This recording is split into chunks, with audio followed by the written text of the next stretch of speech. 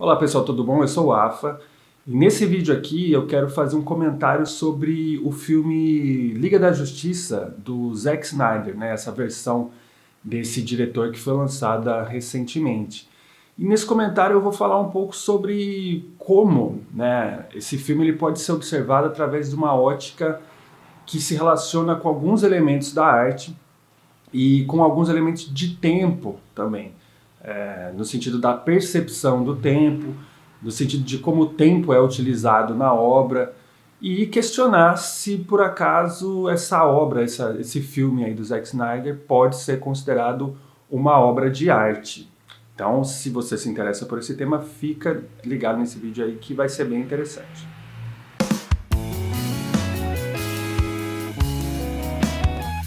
Você deve saber que o filme A Liga da Justiça teve a versão do diretor Zack Snyder lançada posteriormente de sua primeira versão, que foi dirigida por Joss Whedon e apresentada nos cinemas em 2017. O filme, que foi lançado em 2021, é, portanto, a realização da obra do diretor que iniciou o projeto deste filme, mas que foi substituído durante o processo de pós-produção. Snyder se afastou do projeto para poder lidar com o triste fato da morte de sua filha. É importante saber que as filmagens originalmente encerraram em 2016 e que a ideia original pensada por Snyder e o roteirista Chris Terrio foram modificadas para a forma que você percebe em Liga da Justiça de 2017, que acabou sendo mal recebida pela crítica e pelos fãs. Sabendo da possibilidade de haver uma outra versão, os fãs fizeram uma pressão e apoiaram o lançamento dela. Então, em 2021, Snyder vê o seu projeto, enfim, apresentado para o público que muito desejou ver esta realização. Tudo bem, mas o que tem a ver tudo isso com arte? Vamos começar pela questão de haver, com o lançamento do Snyder Cut, duas versões de uma mesma história. Uma que reflete, em teoria, o pensamento do estúdio, no caso a Warner Brothers, e a segunda, que também em teoria demonstra o pensamento do diretor de cinema em questão. O estúdio de cinema é quem fornece os recursos para que uma obra como essa possa ser realizada. É quem investe e explora esse material para obter lucros deste investimento. É quem vê nesse trabalho uma forma de ganhar mais dinheiro. Óbvio que o artista também busca ganhar dinheiro com seu envolvimento nesse projeto, mas em essência o filme não é dele, no sentido total. Ele é parte de um projeto que envolve muitas pessoas e recebe a sua parte por essa participação. Sem a pressão do estúdio, nessa versão mais recente, podemos imaginar que, na Liga da Justiça, no corte de Snyder, podemos ver o filme que o diretor idealizou ou o mais próximo disso. Portanto, temos o trabalho que se assemelha mais à visão do artista. E a partir deste momento, a gente traz a questão do tempo para olhar para as diferenças entre essas duas versões. Um filme, para ser exibido nos cinemas e poder receber mais dinheiro pela bilheteria, deve poder ser apresentado mais vezes por dia. Portanto, sua duração não deve ser muito longa. Essa é uma característica da primeira versão da Liga da Justiça, mas não da segunda, que possui 4 horas de duração. É o dobro comparado com a primeira versão. Alguns canais de crítica brasileiros fizeram algumas ressalvas quanto a essa questão da duração longa demais, dizendo que isso era um problema. Mas o que significa que um filme, para ser bom, precisa ser curto? Será que isso faz qualquer sentido? Já deu para a gente imaginar que o tempo de duração de um filme comercial tem mais a ver com a lógica de venda desse produto do que com sua qualidade. Vejamos na música, por exemplo. No momento em que estou escrevendo o roteiro deste vídeo, a música que possui, no dia de hoje, mais acessos pelo streaming é do rapper Polo G, a Rapstar, que possui 2 minutos e 45 segundos de duração. É uma música bem curta se a gente comparar com uma das mais icônicas músicas de todos os tempos, a Sonata ao Luar de Beethoven, que possui 3 movimentos e 15 minutos de duração. Mas o que isso significa para os nossos ouvidos? Vamos comparar trechos das duas composições.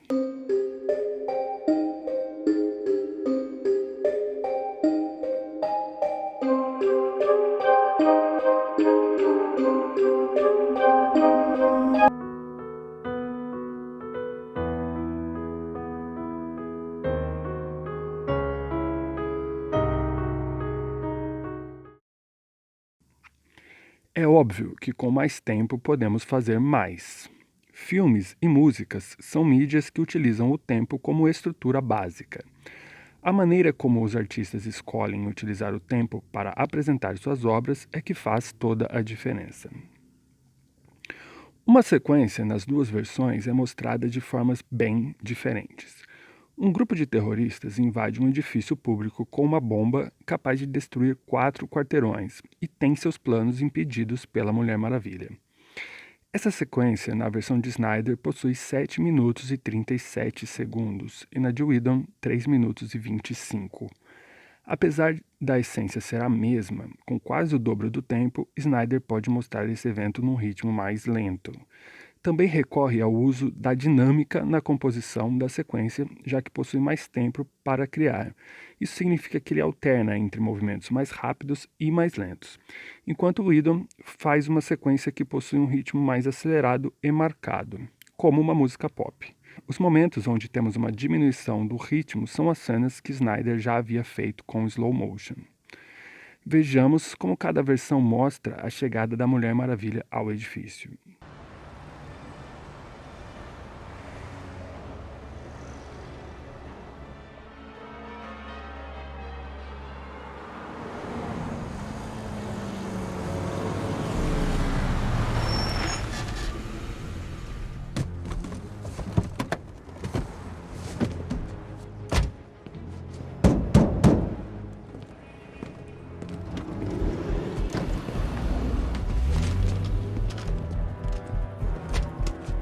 Drop your guns now!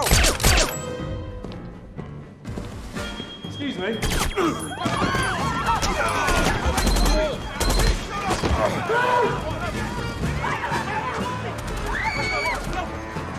Move it! Don't shoot! Move! Get down! Line them up along the wall! Keep them quiet!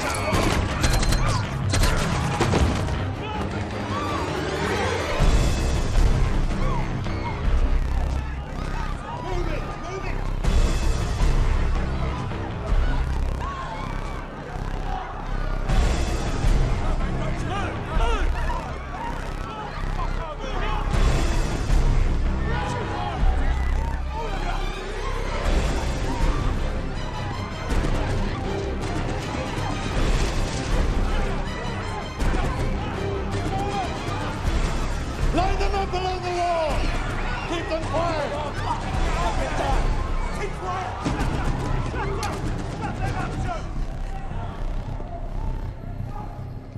We'll be making a statement shortly. Until then, if I see any movement, you'll have a lot of dead kids in your hands.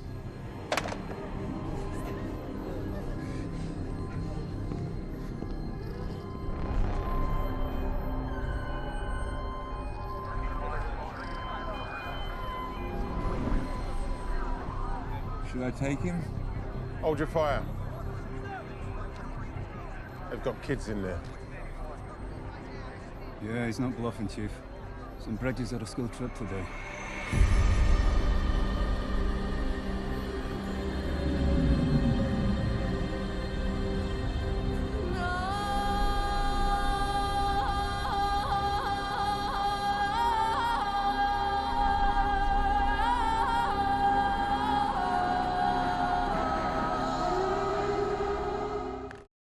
Na sequência de Snyder, podemos sentir com mais clareza o tamanho do problema que Diana estará enfrentando, já que o diretor nos oferece pistas de que os terroristas representam um perigo sério e muito real. Vemos isso pela brutalidade de seus ataques, pela calma do líder dos terroristas, em contraste com a expressão de horror das pessoas. É uma sequência muito mais tensa se comparada à de Whedon, que possui cortes mais rápidos e uma trilha mais descontraída. Muito se critica que Snyder propõe um clima muito sombrio nessa sua trajetória como diretor de filmes de personagens da DC Comics nos cinemas, e é evidente que o corte de Whedon dessa cena é muito mais leve e evita violência explícita, inclusive a morte, enquanto Snyder não vê problema ao fazer isso. Fato é que a arte se beneficia dos contrastes da natureza para poder expressar seus ideais. Como fazer o ato de Diana em salvar todas essas pessoas parecer algo heróico, sem apresentar a dificuldade e o drama envolvidos nessa ação? Esse tipo de decisão é o problema que todo artista sério enfrenta quando está buscando expressar alguma ideia. Vamos comparar duas cenas da crucificação de Cristo de dois artistas diferentes, buscando perceber como o contraste pode auxiliar a demonstrar melhor a ideia a ser expressa. Na pintura de Rubens, o contraste entre o fundo escuro e o corpo de Cristo evidencia a dualidade entre os valores da vida e da morte. Tema principal da pintura, que mostra o momento onde Jesus encontra com a própria morte. Na pintura de Fra Angelico, temos um contraste bem menor entre as figuras e o fundo. Cristo está ainda sendo preparado para a execução, mas o drama é bem menor. A vida do Salvador da humanidade, que irá ser tirada em alguns instantes, não parece tão especial e a cena consegue emanar até um pouco de tranquilidade ou indiferença. De volta à cena da Mulher Maravilha, um elemento importante captado por Snyder é a questão da urgência. É dito que estes terroristas estão completamente dispostos a explodir a bomba que matará centenas, possivelmente milhares de pessoas. E Diana, ao entrar na sala onde a mesma se encontra, percebe que tem poucos segundos para resolver a situação. Podemos sentir como a questão do tempo é importantíssima para criar o suspense na cena. Nesse caso, o uso da dinâmica é muito justificável, pois quando vemos a marca dos segundos no contador da bomba, podemos intuir a passagem desse tempo específico. Mas a forma que a heroína usa esse tempo para dar cabo dos terroristas e da bomba não poderiam ser sentidos para nós, meros mortais, da mesma forma. Por isso, tomadas em slow motion, ajudam a perceber a noção mais aguçada dos detalhes que possui a personagem, e as movimentações aceleradas mostram como ela pode adiantar as coisas muito mais rapidamente. A escolha do terrorista entre o tipo de disparo de sua metralhadora também é uma jogada com a ideia de tempo. Quando achava que poderia executar os reféns sem nenhum problema, a escolha do disparo era a de um único tiro por vez. Quando Diana aparece e mais uma vez impede seus planos, ele troca a função de disparo para vários tiros, o que mesmo antes da ação acontecer, sabemos que a velocidade irá aumentar. Coisa que o Whedon prefere retirar de sua versão. Ainda nessa sequência, vamos observar alguns pontos agora sobre a influência do universo da arte para ajudar na composição. Snyder apresenta os terroristas a partir da viagem que as vans fazem até chegar ao edifício.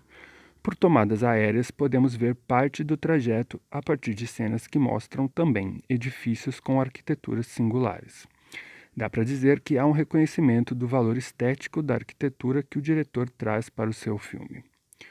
Outra coisa é a possível referência entre a cena da entrada dos terroristas ao edifício e a clássica cena do filme Os Intocáveis de Brian De Palma, que mostra uma troca de tiros enquanto um carrinho de bebê desce uma escadaria, nos forçando a observar toda a ação em segundo plano de nossa atenção, pois ficamos muito preocupados com o carrinho de bebê.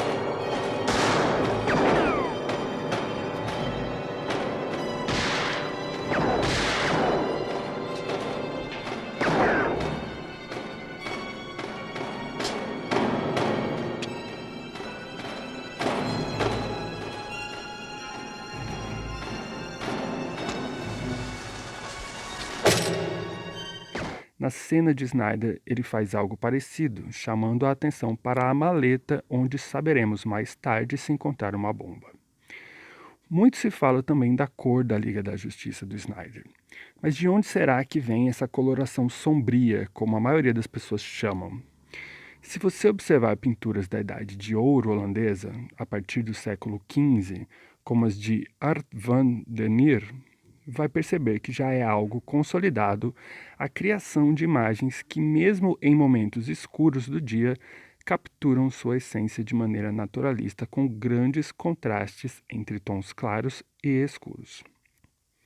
Não podemos esquecer que esse filme é uma adaptação de uma outra mídia, os quadrinhos, onde, por mais variados que já tenham sido ao longo dos anos, o tratamento de cor sempre fica limitado às suas especificidades. Uma pintura a óleo é muito diferente de uma página de quadrinho impressa, que por sua vez também é diferente da imagem criada para ser exibida numa tela ou no cinema. Fica evidente que, apesar de se tratar de uma adaptação dos quadrinhos para o cinema, Zack Snyder conta com uma bagagem muito ampla que extrapola essa estética e linguagem e oferece um trabalho único que pode ou não lhe agradar, mas que definitivamente é uma obra de arte.